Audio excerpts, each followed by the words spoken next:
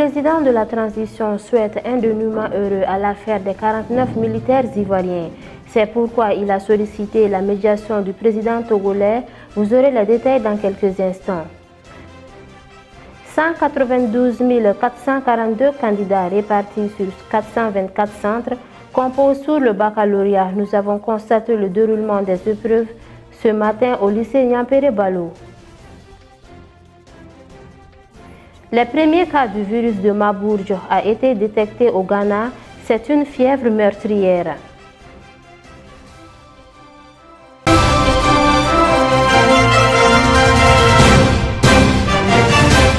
Merci de nous rester fidèles. Mesdames et messieurs, bonsoir et bienvenue dans cette édition. Comme je vous en parlais dans les titres, le président de la transition, le colonel Assimi Goïta, a sollicité l'implication de son homologue togolais Faure Gnassingbé pour un dénouement heureux à la situation qui prévaut dans notre pays et la Côte d'Ivoire, liée notamment à l'affaire des 49 militaires ivoiriens entrés illégalement sur le sol malien. C'est en ce sens que le ministre togolais des Affaires étrangères, Robert Djussé, a été reçu au palais de Koulouba. Un point de presse a été animé par notre hôte du jour, aux côtés de son homologue malien Abdoulaye Diop. Ensemble avec le ministre Diop, par le président de la République, le président de la transition, le président Assimi Goïta, avec qui nous avions évoqué les questions bilatérales d'intérêt commun et d'intérêt sous-régional. En parlant des intérêts sous-régionaux, vous l'aviez dit vous-même, monsieur le ministre, la question des 49 soldats ivoiriens en détention à Bamako a été évoquée. Et le président de la transition,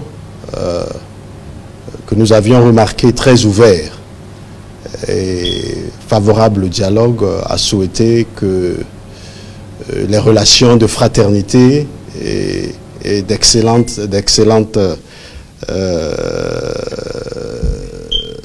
amitié entre la Côte d'Ivoire et le Mali soient préservées.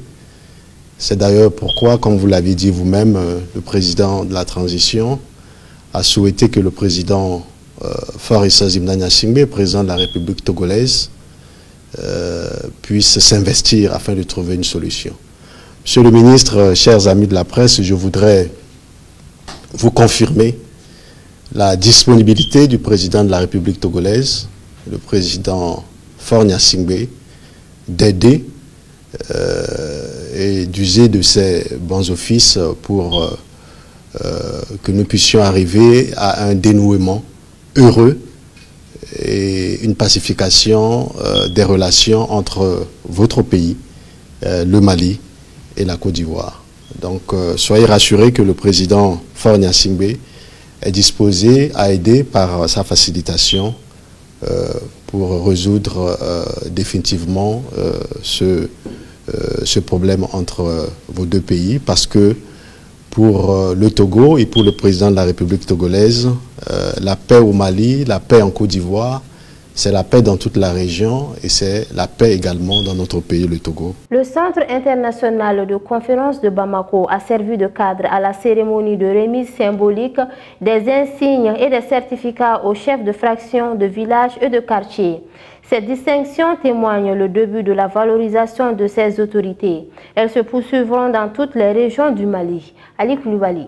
Placé sous la haute présidence de son Excellence le colonel Assimi Goïta, président de la transition, chef de l'État, cette cérémonie a enregistré la présence du Premier ministre Dr Choguel Kokala Maïga, du président du Conseil national de transition, le colonel Maliki Diao, des membres du gouvernement, des diplomates accrédités auprès de la République du Mali, ainsi que des amis et partenaires du pays. Au total, le président Goïta a remis des insignes, des certificats ainsi que des drapeaux à 60 chefs de quartier du district de Bamako au cours de cette cérémonie de lancement. Bamoussa Touré, coordinateur des chefs de quartier du district, a saisi l'occasion au nom de l'ensemble des chefs de fraction du village et des quartiers pour remercier le chef de l'État pour cette considération à leur égard. Il estime que le 11 novembre 2021 et le 18 juin 2022, sont des dates qui traduisent désormais la renaissance des autorités et légitimité traditionnelle du Mali. Des dates à inscrire dans les annales de l'histoire de notre pays, a-t-il indiqué. Pour sa part, Abdoulaye Maïga, ministre de l'administration territoriale et de la décentralisation, a rappelé que les symboles tendant à valoriser les chefs de village, de fractions et de quartiers dans l'exercice de leurs fonctions sont conformes aux dispositions statutaires applicables à ces autorités locales. Le président de la transition a expliqué que cette cérémonie, dont l'un des objectifs est la valorisation de nos légitimités traditionnelles et culturelles, entre dans le cadre de la refondation de notre État. Selon ses précisions, cette valorisation a commencé par la consécration du 11 novembre comme journée nationale dédiée à nos légitimités traditionnelles et culturelles. La remise symbolique des insignes, drapeaux et certificats témoigne à suffisance le début de la valorisation de ces autorités. Les chefs de l'État rassurent que ces activités, dont le lancement vient de se faire à Bamako, vont se poursuivre dans toutes les régions sous la houlette des gouverneurs, des préfets et des sous-préfets. Le président Goïta a exhorté les chefs de quartier, de villages et de fractions à plus d'engagement. Il les invite également non seulement à soutenir les efforts du gouvernement dans le cadre de la refondation de l'État, mais aussi et surtout au retour de l'État dans les différentes localités. Il a souligné que ces hommes sont les garants de la cohésion sociale, de la stabilité, du vivre ensemble, mais aussi de la prévention et de la gestion des conflits dans les différentes localités. Pour finir, le chef de l'État a remercié l'ensemble de ses légitimités.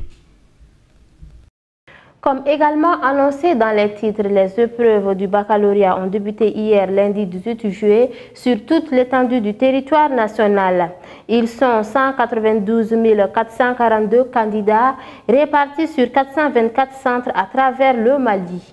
Pour cette deuxième journée des épreuves du bac, nous avons fait un tour au lycée Nampéré Balo pour constater le déroulement de l'examen. Suivons le reportage. Les épreuves du baccalauréat ont démarré hier sur toute l'étendue du territoire national avec plus de 192 000 candidats, dont 38% des filles. Selon le président du centre du lycée Nampéré Balo, les épreuves du bac se poursuivent normalement. Bon, cette deuxième journée se déroule très bien, à part que le matin, il y a la pluie qui a un tout petit peu dérangé les gens, surtout à la rive droite. Bon, c'est ça un constat général, sinon il n'y a pas de problème.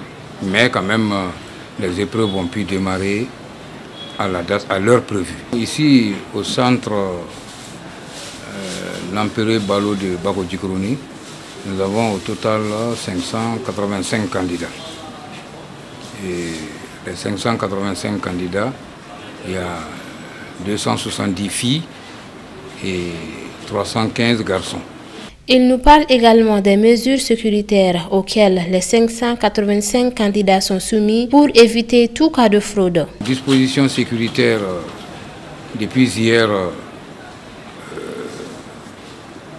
on a fait en sorte que l'accès à la cour soit subordonné au dépôt des sacs et des téléphones portables à la devanture de la cour.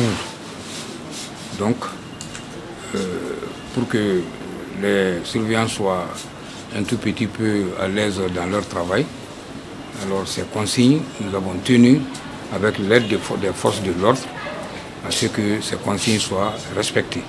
Donc, dans notre centre, pas de téléphone portable, pas de sac. Pour les candidates à qui nous avons tendu notre micro, les épreuves de ce matin étaient abordables. Je fais la TESECO. L'épreuve que je viens de faire, c'était la géographie. Ça s'est un peu bien passé. Ce soir, nous allons faire la comptabilité. Même si tu n'as pas travaillé sur la géographie, tu peux te débrouiller sur la comptabilité. On doit nous exercer, on doit faire des exercices et apprendre nos leçons correctement. Le président du centre lycée Nampéré Balo a lancé un appel aux candidats. Leur souhaiter une bonne chance, voilà. Parce qu'un examen, si c'est préparé, bon là c'est bien, mais si ce n'est pas préparé, quel que soit un message de bonne chance, vraiment c'est voué à l'échec. Voilà. À ceux qui ont préparé le bac, je leur souhaite bonne chance. Ceux qui n'ont pas su préparer correctement, alors je leur souhaite du courage. À noter que les épreuves du baccalauréat se poursuivront jusqu'au jeudi 21 juillet 2022. Bonne chance à tous les candidats. Sur tout un autre plan, le colonel Sadio Kamara, ministre de la Défense et des anciens combattants, était l'invité de la grande interview de RT France. Selon lui, nous assistons aujourd'hui à la neutralisation de plusieurs bases terroristes, la récupération des matériels, le retour des déplacés. Aujourd'hui, les FAMA sont mieux organisés, mieux équipés pour répondre aux attentes des populations. Suivons son intervention. Aujourd'hui, la situation sécuritaire est complexe du fait de la crise multidimensionnelle que vit le Mali depuis plus d'une décennie. Grâce aux efforts du gouvernement malien et du peuple malien au profit des forces armées maliennes, la situation est sous contrôle. La dynamique offensive entreprise par nos vaillants forces armées maliennes a permis d'engendrer des résultats importants. Nous assistons aujourd'hui à la neutralisation de plusieurs bases terroristes, la récupération de matériel, la libération des villes du joug des terroristes, puis le retour des personnes déplacées. Et justement, à propos de ces forces armées maliennes, quel est l'état actuel de l'armée malienne? Conformément à la vision du président de la transition, traduite par le programme d'action gouvernemental, les forces armées maliennes sont mieux organisées, mieux occupées à hauteur des souhaits pour répondre aux attentes des populations.